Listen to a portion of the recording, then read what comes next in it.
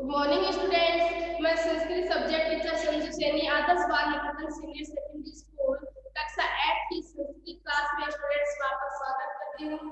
तो स्टूडेंट्स आज हम पढ़ेंगे 15 का चैप्टर जिसका शीर्षक है पहेली कहा अर्थात पहेलियाँ। तो स्टूडेंट देखो इसमें क्या बताया गया है। इस पहेलियों में बताया गया है कि ये पहेलियाँ है और कितने प्रकार की होती है पहेलियाँ। एक तो मनोरंजक ढंग से बताने के मतलब हमारी जो मेंटल एबिलिटी है उसको जानने के लिए कि हमारा जो दिमागी विकास है वो कितना पकड़ता है, बात को कितने ज्यादा कैच करता है। तो इसीलिए हमें यहाँ पर पहेलियाँ है इसका पाठ लिया गया है। तो देखो स्टूडेंट्स इसमें पहेलियाँ भी कितने प्रकार की होती है। एक तो ये कि उसी के अंदर क्वेश्चन होते हैं, एक ये है कि हम उसके बारे में मतलब उसको पहचान के उसका उत्तर दे सकते हैं। तो इसमें देखो क्या बताया गया है कि पहेलियाँ मनोरंजन की प्राचीन क्या है विधा है, यानी एक मनोरंजन का साधन है। हम मतलब जैसे मनोरंजन पहेलियों को मतलब बता कर पहेली के बारे में जानकर पहेलियां कहकर हम अपना मनोरंजन भी कर सकते हैं। जिस प्रकार कहानियां चुटकुले सुनकर हम अपना मनोरंजन करते हैं उसी प्रकार ये पहेलियां हैं, ये भी हमारे दिमागी विकास को क्या करता है जांचता है।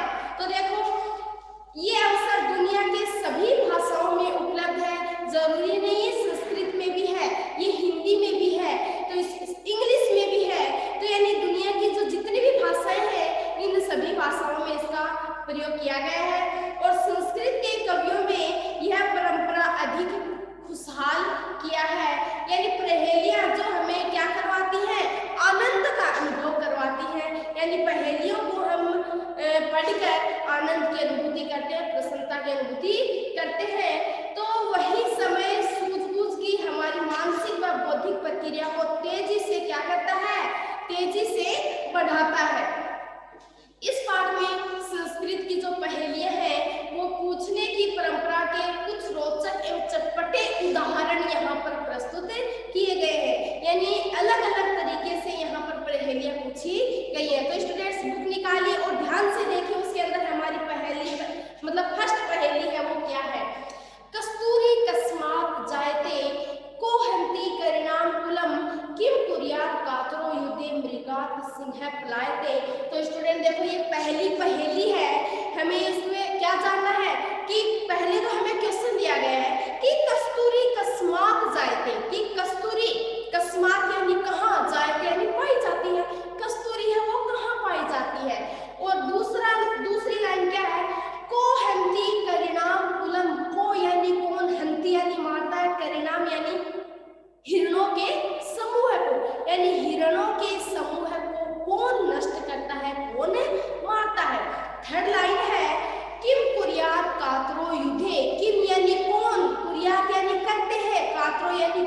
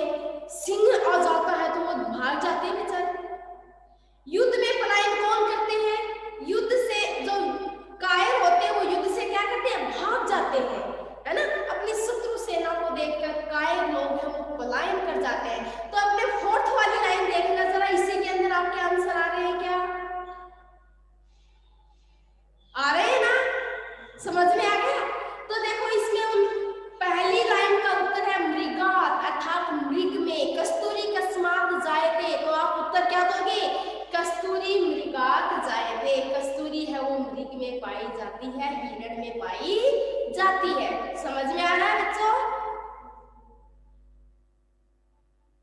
हार्दिक? Yes ma'am. अगला है कोहंती परिणाम कुलम, हाथियों के समूह को कौन मारता है? तो उत्तर आ रहा है सिंह है। तो सिंह है परिणाम कुलम हंती, शेर है वो हाथियों के कुल को क्या करता है? नष्ट करता है। अगला है किम कुर्यात कातरो युद्धे, कायर है वो युद्ध में क्या करते हैं? तो कातरो युद्धे पलायते, कायर है वो युद्ध में क्या करते हैं? पलायन कर जाते हैं, अर्थात वहां से भाग जाते हैं। समझ में आया?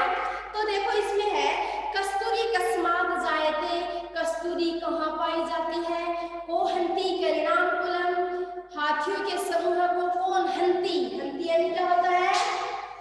मारना, हंती यानी मारना या नष्ट करना। तो हाथियों के समूह को कौन मारता है, कौन नष्ट करता है?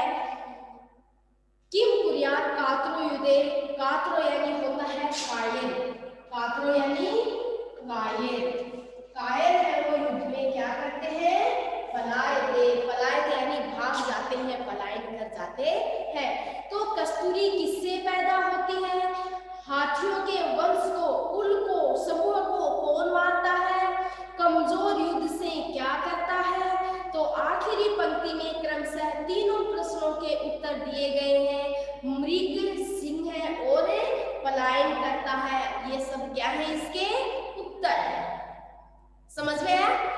रोचक ढंग से प्रस्तुत किया गया है, हमारा मनोरंजन हो रहा है ना, हमारा दिमागी विकास भी हो रहा है ना। हम ढूंढने का प्रयत्न कर रहे हैं, अगर हमें ढूंढने को नहीं मिल रहा है तो फिर हम जानने का प्रयत्न कर रहे हैं। ठीक है, तो पहली जो पहेली है वो हमारी कंप्लीट हुई। अब स्टूडेंट्स देखिए दूसरी पहेली क्या है। सीमंतीसु का शांता, राजा को अभूत गुणोत्तम है, विद्वभी का सदा वंदा, अत्र उत्तम न बुद्धेते। तो देखो स्टूडेंट्स ये भी उससे हटके है, उससे अलग है पहेली। पहले मैं इसके आपको क्वेश्चन पूछूंगी, आप जवाब दोगे, उसके बाद ही मैं इसके आंसर बताऊंगी। तो स्टूडेंट देखो पहली लाइन है सीमंतीसु का शांता, सीमंतीसु यानी स्त्रियों में का शांता, सबसे शांत स्वभाव वाली कौन है? स्त्रियों में सबसे शांत स्वभाव वाली कौन थी? कौन थी बताओ जरा, नहीं पता? ठीक है, अगला है राजा को अभूत गुणोत्तम है, यानी राजा यानी राजा को यानी कौन, अभूत यानी हुआ, गुणोत्तम यानी गुणों में सबसे उत्तम वाला राजा कौन हुआ? नहीं पता? राम, वेरी गुड, शाबाश। सबसे उत्तम गुणों वाला राजा कौन हुआ? राम। विद्वभी का सदा वंदा, विद्वानों में सदा वंदनीय पूजनीय कौन थी? उत्तर इसी के अंदर है, आपको दिमाग लगाना है। उत्तर इसी पहेलियों के अंदर है, आपको दिमाग लगाना है, ढूंढना है। तो विद्वानों में सदा वंदनीय कौन थी? सदा वंदनीय पूजनीय कौन थी? अगला है अत्रि उत्तम न बुद्धेते, यानी जो समझ में नहीं आता है, यहीं पर उत्तर बताया गया है लेकिन जो समझ में नहीं आ रहा है। तो देखो जरा ध्यान से सुनो, नहीं समझ में आया? पहली लाइन है ना, तो पहली लाइन का पहला शब्द क्या है? सी, और लास्ट वाला शब्द क्या है? ता। उत्तर आ रहा है क्या? उत्तर आ रहा है क्या? हार्दिक उत्तर आ रहा है क्या? Yes ma'am. समझ में आया क्या? यस अब मैम। आप बताओगे कि अगली लाइन का उत्तर क्या होगा, ऐसे ही अगली लाइन का भी आंसर होगा। अब ढूंढो जरा क्या होगा? राम। Ram, very good. और थर्ड का क्या होगा?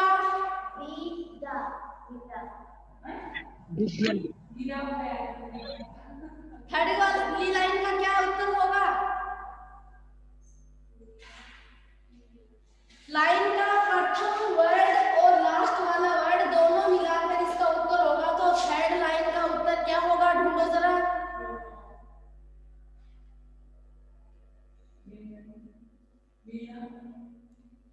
पहली लाइन का पहला वर्ड है वो क्या है? वी। और लास्ट वाला वर्ड है वो क्या है? क्या। तो क्या हो गया? विद्या।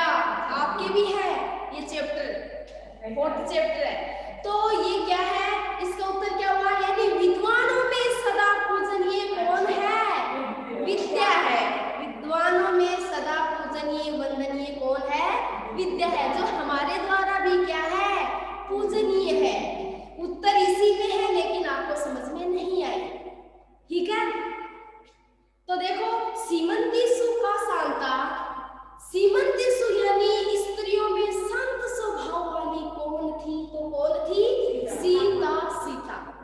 अगली लाइन है, राजा को अभूत गुणोत्तम। राजाओं में कौन हुआ? किससे? गुणों में उत्तम यानी श्रेष्ठ। राजाओं में सबसे गुणों में श्रेष्ठ कौन हुआ था? अर्थात राम हुआ था। विद्वभी का सदा वंदा। विद्वानों में सदा वंदनीय कौन रही? विद्या। ठीक है, यानी विद्वान है वो हमेशा किसकी वंदना करते हैं? तो किसकी वंदना करते हैं? विद्या की। तो यहीं पर उत्तर बताया गया, अत्र उत्तम, यहीं पर उत्तर बताया गया है। और न बुद्धे थे, लेकिन समझ में नहीं आता है। यानी श्लोक के चरणों के प्रथम तथा अंतिम वर्ण को जोड़ने पर क्रमशः 3 उत्तर आ रहे हैं, सीता, राम और विद्या। समझ में आया क्या बच्चों? अभिषेक समझ में? यस मैम, यस मैम, आ गया समझ में। ठीक है, अगला देखो, कम संजघान कृष्ण है को शीतल वाहिनी गंगा केदार पोषण रता कम बलवंतम न बाधते शीतम। तो देखो, ये दो पहेलियां हमने पढ़ ली थी, उन दोनों से हटके है ये पहेली। उन दोनों से हटके है ये पहेली।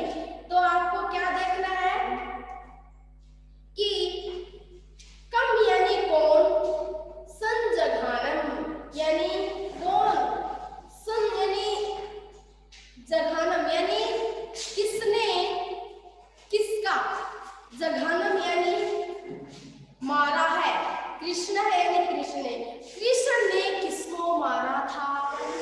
कंस को। कंस को। कृष्ण ने किसको मारा था?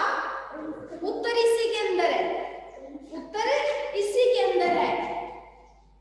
अगला है, का शीतल वाहिनी गंगा, शीतल जल वाली गंगा कहाँ बहती है? शीतल जल वाली गंगा कहाँ बहती है? उत्तर इसी के अंदर है। आपको पता नहीं है, ढूंढना है, आपको ढूंढो जरा। शीतल जल वाली गंगा कहाँ बहती है? शीतल जल वाली गंगा कहाँ बहती है? बह गई मत। अगला है, केदार पोषण रहता है, यानी स्त्रियों का पालन पोषण करने में रत कौन रहता है? यानी हमारा पालन पोषण करने में सदा प्रयत्न करते रहने वाला कौन है? अगली लाइन है, कम बलवंतम न बाधते शीतम। कौन है जो बलवान को बाधते, यानी बलवान है उसको पीड़ित नहीं करती है? शीतम यानी ठंड में। कौन है जो बलवान को, ऐसा कौन सा बलवान है जो शीतल अर्थात सर्दी में पीड़ित नहीं करता है? तो देखो, इसमें उत्तर देखना, पहला वर्ण और दूसरा वर्ण, पहले और दूसरे वर्ण को मिलाकर शब्द बन रहे हैं, तो यही इसका क्या होगा? यहाँ पर उत्तर होगा। तो देखो, पहला है के संजघान, तो कम से, तो पहला और दूसरा वर्ण क्या है? पहला वर्ण ये है और दूसरा क्या है? से, तो उत्तर हो गया कंस। क्या हो गया?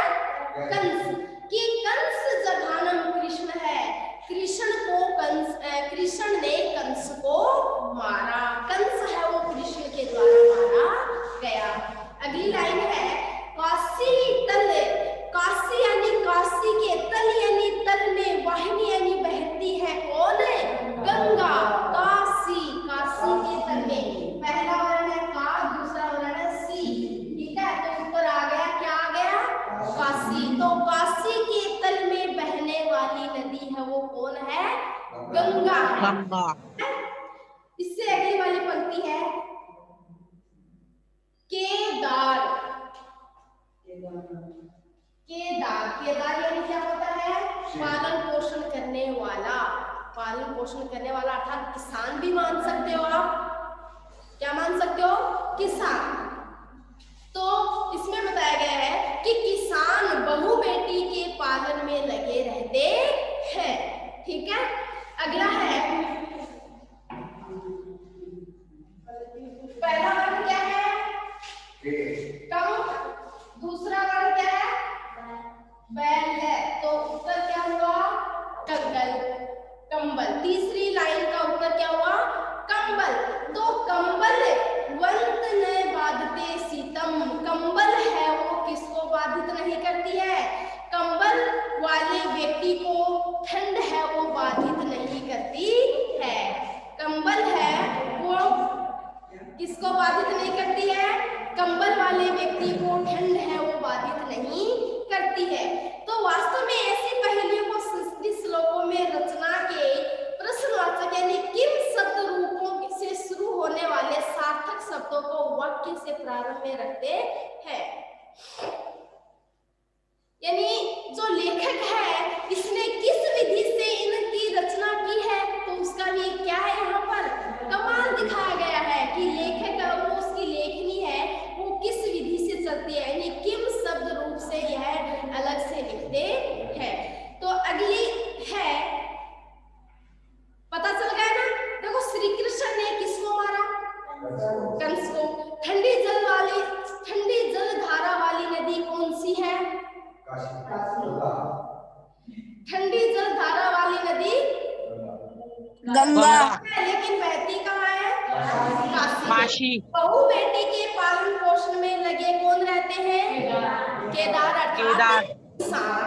और किस बलवान को ठंड है वो बाधित नहीं करती? कौन है?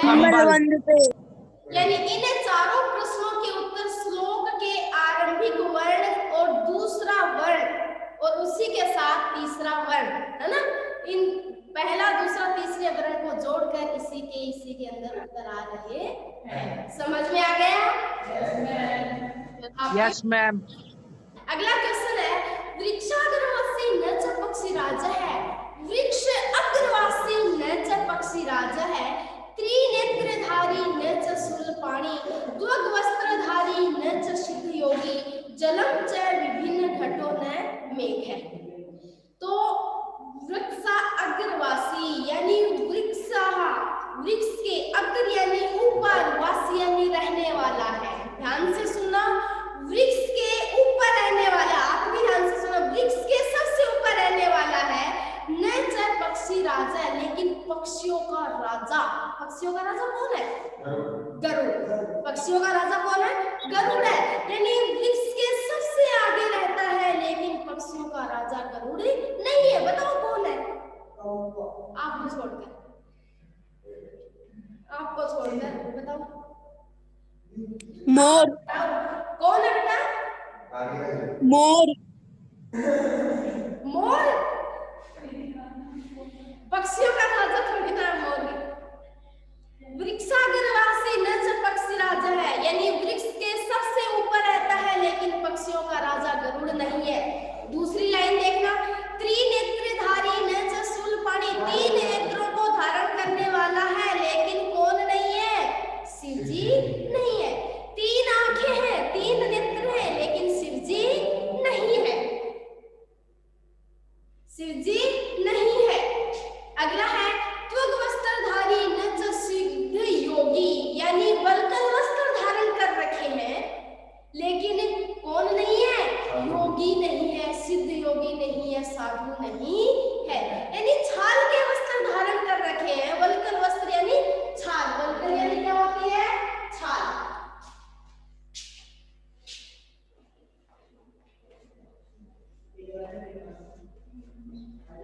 वल्कल वस्त्र धारण कर रखे हैं, लेकिन क्या नहीं है? साधु नहीं है। बताओ जरा कौन है? जलम च विभिन्न घटों न मेघ है। और जल को धारण कर रखा, लेकिन घड़ा नहीं है। बताओ जरा, आप समझ में आ गया था बेटा कौन है? मैम सेकंड वाले का त्रिशूल। बादल, विष्णु। और बताओ।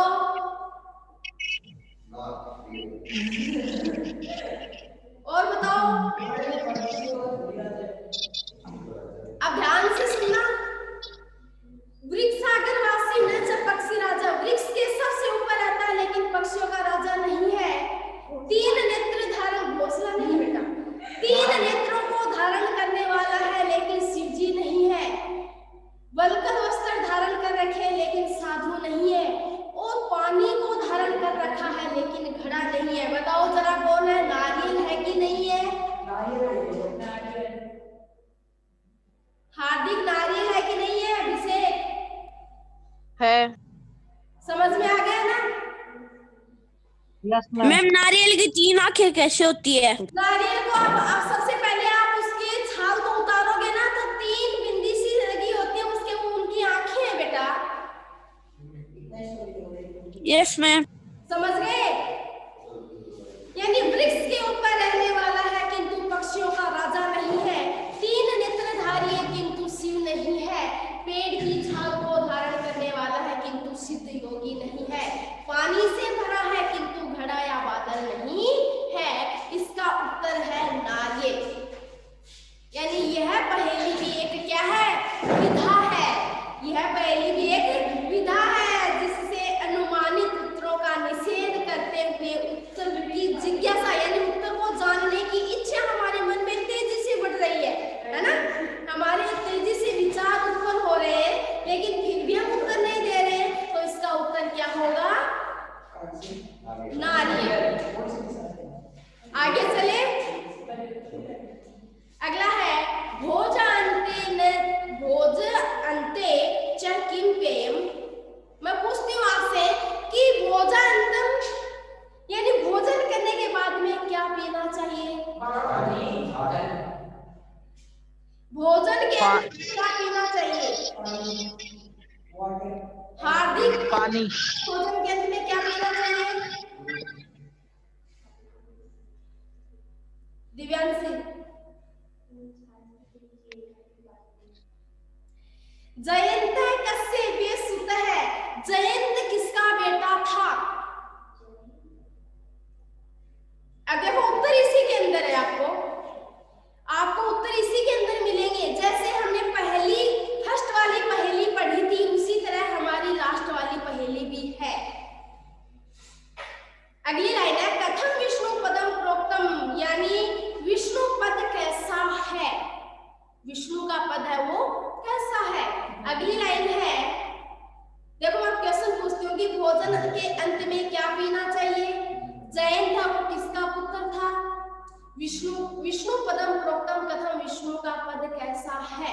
तो इन तीनों ही लाइनों का उत्तर अपनी जो फोर्थ लाइन है उसी के अंदर है। तो देखो जरा, पढ़ो जरा, फोर्थ लाइन कौन सी है? तक्रम सक्र से दुर्लभम। तक्रम यानी क्या होती है?